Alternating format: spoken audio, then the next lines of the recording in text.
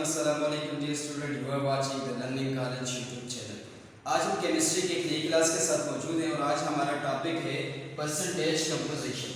आज के इस टॉपिक से रिलेटेड जो होमवर्क होगा वो आप मेरे व्हाट्सएप नंबर के ऊपर मुझे भेज देंगे या फिर आपको कोई क्वेश्चन भी हुआ तो आप इस नंबर के ऊपर पूछ सकते हैं। प्रीवियस जो टॉपिक था या प्रीवियस लेक्चर के अंदर जिस पर हमने बात की थी वो कैलकुलेशन इन्वॉल्विंग गैसेस थी और इसके लिए हमने एक फार्मूला लिखा था। वो फार्मूला क्या था? N is equal to volume in decimeter divided by molar volume लिखा था हमने।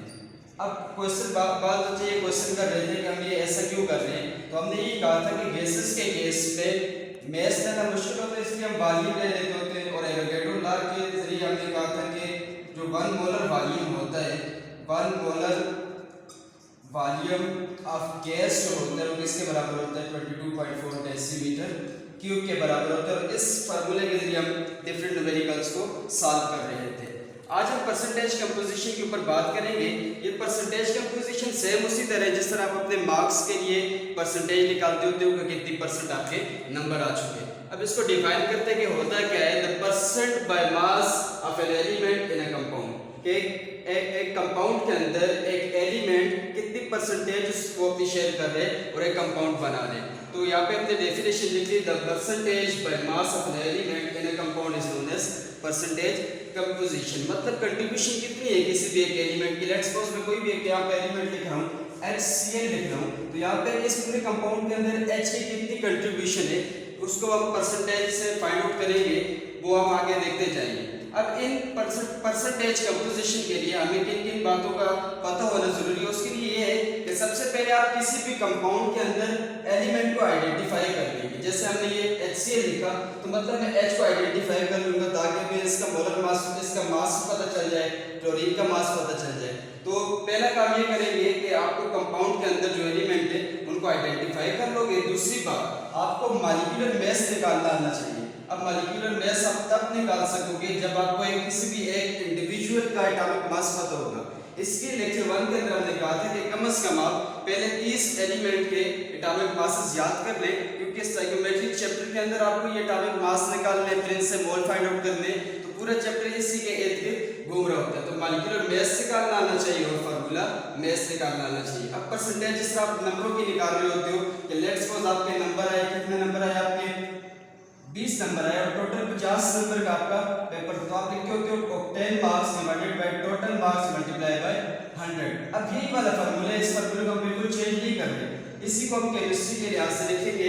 एक फार्मूला क्या बनता है, परसेंटेज ऑफ एलिमेंट के एलिमेंट की परसेंटेज किसके बराबर हो जाएगी, टोटल मास ऑफ एलिमेंट। अब जितना मास में होगा एलिमेंट का, आगे फर्दर न्यूमेरिकल सॉल्व करेंगे तो वहां से क्लियर हो जाएगा। Total mass of element divided by total mass of compound, वही उसी तरह जितने मार्क्स आपने ऑब्टेन किए थे divided by total marks multiply by 100, क्योंकि परसेंटेज 100 में से आप निकाल देंगे। या फिर इस फार्मूले को आप इस तरह भी लिख सकते हो कि percentage of element is equal to atomic mass of element multiply by number of atom. अब किस तरह, देखिए लेट्स सपोज यहाँ पे ये HCl था, इसका H का तो मैंने एटॉमिक मास लिख लिया। अब यहाँ पे इसके कितने नंबर ऑफ एटम्स हैं, तो इसके यहाँ पे नंबर ऑफ एटम्स कितने, 1 है, तो मैं यहाँ पे इस जगह क्या लिख लूंगा, नंबर ऑफ एटम की जगह 1। अगर 2 है तो यहाँ पे 2, यहाँ पे 3 है तो 3 लिख लेंगे divided by molar mass of compound. यहाँ पे मैंने टोटल मास ऑफ कंपाउंड लिखा, मोलर मास ऑफ कंपाउंड लिखा। बात है कि ये दोनों फार्मूले सेम है, दोनों फार्मूले से सेम रिजल्ट आपके पास आएगा। इससे रिलेटेड मेरे पास एक एग्जांपल है और एग्जांपल को सॉल्व करेंगे ताकि आपको ये तरीका आ जाए। एग्जांपल है, calculate the percentage composition of element in a following compound. 2 compound मैंने लिख लिए, बाकी इनसे रिलेटेड जितने भी हुए वही आपका होमवर्क भी हो जाएगा, या आपको जितने भी कंपाउंड ज़हन में आ रहे हैं उनके आप परसेंटेज निकालते जाएंगे। पहले लिखा है H2SO4 और दूसरा हमने लिख लिया मीथेन CH4। अब यहाँ पे सबसे पहले काम क्या करना है, हमने आइडेंटिफाई कर लेने के कौन कौन से यहाँ पे एलिमेंट मौजूद है। तो पहले यहाँ पे लिख लो कौन कौन से भी, हाइड्रोजन है यहाँ पे, दूसरा सल्फर है, तीसरा ऑक्सीजन। ये बात क्लियर होगी। अब आपको हर एक इंडिविजुअल का एटॉमिक मास पता होना चाहिए। अब यहाँ पे हाइड्रोजन है तो हाइड्रोजन का एटॉमिक मास कितना होता है, रिप्रेजेंट करते हैं H के साथ, एटॉमिक मास इसका कितना हो गया 1। सल्फर को S के साथ रिप्रेजेंट करोगे, एटॉमिक मास हो गया 32, साथ में ग्राम लगाते जाओगे। ऑक्सीजन का एटॉमिक मास कितना होता है 16, और से रिप्रेजेंट करते हैं 16 ग्राम, इसका एटॉमिक मास आ गया। सबसे पहले काम हमने कर लिया, हमने हर एक को आइडेंटिफाई कर लिया कि कौन कौन से एलिमेंट यहाँ पे मौजूद है। अब हम यहाँ पे देखेंगे कि सबसे पहले हमने क्या फाइंड आउट, देखिए दो बातें हमने की थी, एलिमेंट को आइडेंटिफाई करेंगे, फिर मोलर मास निकालेंगे ताकि आपके पास परसेंटेज कंपोजिशन निकालना आसान हो जाए। इसका मोलर मास निकालो, मॉलिक्यूलर मास। अब देखिए यहाँ पे हाइड्रोजन का मास कितना है 1, यहाँ पे लिखो हाइड्रोजन का मास मल्टीप्लाई पे यहाँ पे number of atom of hydrogen कितने 2, इसके साथ मल्टीप्लाई कर लो, प्लस सल्फर है यहाँ पे, सल्फर कितने नंबर ऑफ एटम यहाँ पे कंट्रीब्यूट कर रहे हैं 1, तो सल्फर का 32 होता है मल्टीप्लाई बाय 1, प्लस ऑक्सीजन का 16 ग्राम होता है और यहाँ पे कितने ऑक्सीजन है 4, मल्टीप्लाई कर दो। अब सॉल्व करो इसको, 2 32 प्लस 64 सॉल्व करो 98 ग्राम पर मोल, मतलब एक मोल के अंदर इतने ग्राम होंगे। अगर आपको कोई बोले 2 मोल ऑफ सल्फ्यूरिक एसिड तो मल्टीप्लाई बाय 2 कर लोगे, 3 मोल तो मल्टीप्लाई बाय 3 मोल। अब हमने दोनों काम कर लिया, आइडेंटिफाई भी कर लिया और उसके बाद मोलर मास भी फाइंड आउट कर लिया, नंबर ऑफ एटम। अब डायरेक्टली उठाओ ये फार्मूला लगाओ जो आपके पास है, परसेंटेज का position of element is equal to total mass of element multiply divided by total mass of compound multiply by 100। Formula ये लगाओ,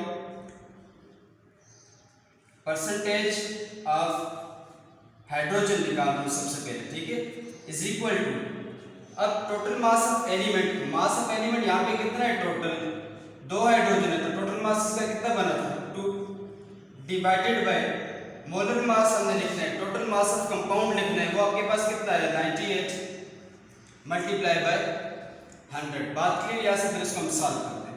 नेक्स्ट है उसके बाद हम फाइंड आउट करेंगे percentage of sulphur is equal to, sulphur यहाँ पे कितने हैं, एक ही एटम है उसका, सल्फर के एक एटम पे कितना हो जाएगा 32 ग्राम divided by total mass of compound 98 multiply by 100।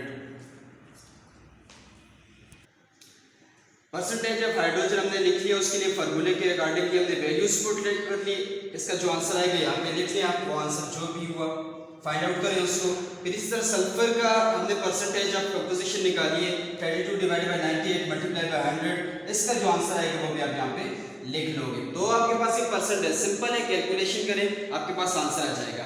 अब तीसरी की परसेंटेज कंपोजिशन भी इसी तरह निकाल सकते हो, परसेंटेज ऑफ ऑक्सीजन, ऑक्सीजन यहाँ पे कितने हैं टोटल मास ऑफ ऑक्सीजन यहाँ पे कितना है आपके पास 64 divided by total mass of compound multiply by 100, जितना आंसर है यहाँ पे उठा के लिख लेंगे। एक बात याद रखनी है कि सम ऑफ ऑल जो होगा वो किसके बराबर हो जाएगा 100 के, मतलब परसेंटेज टोटल कितनी हो जाएगी 100 हो जाएगी। अब दो अगर आप फाइंड आउट कर लो तो तीसरा फाइंड आउट करना आसान भी है, एक और तरीके से भी आप कर सकते हो, इस तरह भी लिख सकते हो कि परसेंटेज ऑफ ऑक्सीजन आप किस तरह फाइंड आउट कर सकते हो, इज इक्वल टू टोटल कितनी परसेंटेज होगी 100, उसमें से माइनस कर लो जो आपके पास पहले दो आई है, मतलब किसकी माइनस करोगे हाइड्रोजन की, प्लस सल्फर की माइनस करो, आपके पास किसकी परसेंटेज आएगी ऑक्सीजन की परसेंटेज आ जाएगी। सेम इसी तरह एक और आपके पास एग्जांपल है CH4। तो सबसे पहले वही काम कि दोनों को आइडेंटिफाई कर लो, कार्बन यहाँ पे मौजूद है, कार्बन का एटॉमिक मास कितना होता है 12, हाइड्रोजन यहाँ पे उसका एटॉमिक मास कितना होता है 1। दूसरा काम अपने करते हैं मोलर मास या मॉलिक्यूलर मास यहाँ पे फाइंड आउट करो, यहाँ पे हाइड्रोजन कितने एक है 12 मल्टीप्लाई बाय 1 प्लस हाइड्रोजन कितने 4 है मल्टीप्लाई कर दो उसके मास के साथ, टोटल आंसर आपके पास कितना है 16 ग्राम पर मोल आपके पास आंसर आ गया। कोई तरीका हम इस्तेमाल करेंगे कि आपने परसेंटेज ऑफ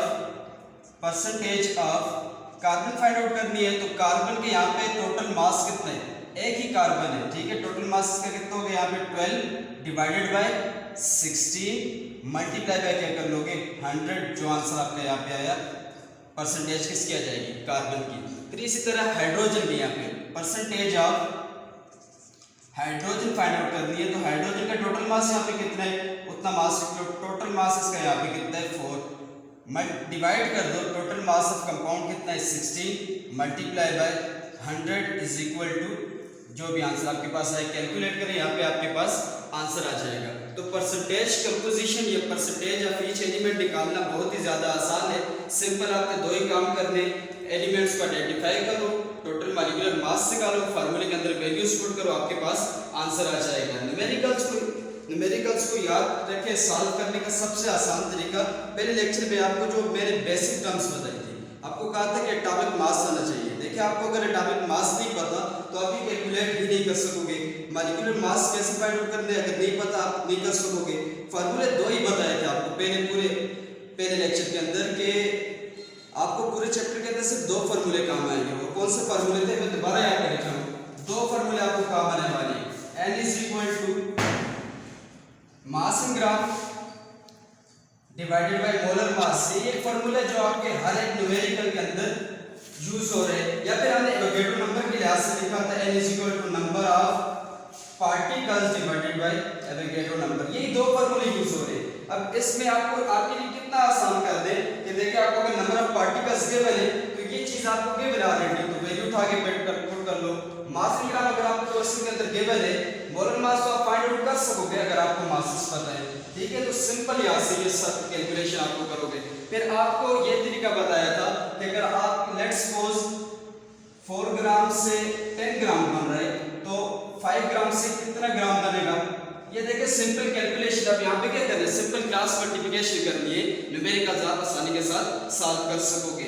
आज का जो होमवर्क है वो होमवर्क ये कि आपने ये जो परसेंटेज कंपोजिशन है, जितने क्वेश्चन इसके बुक के अंदर मौजूद है या बुक के अंदर नहीं भी मौजूद, अपने से आपके ज़हन में जो भी कंपाउंड आपके ज़हन में है उस कंपाउंड को उठा के लिखो और उसकी परसेंटेज कंपोजिशन फाइंड आउट करके मेरे व्हाट्सएप नंबर पर मुझे भेज दें। इस तरह वीडियोस को देखते रहे और अगर आपको कोई भी क्वेश्चन हुआ तो मेरे व्हाट्सएप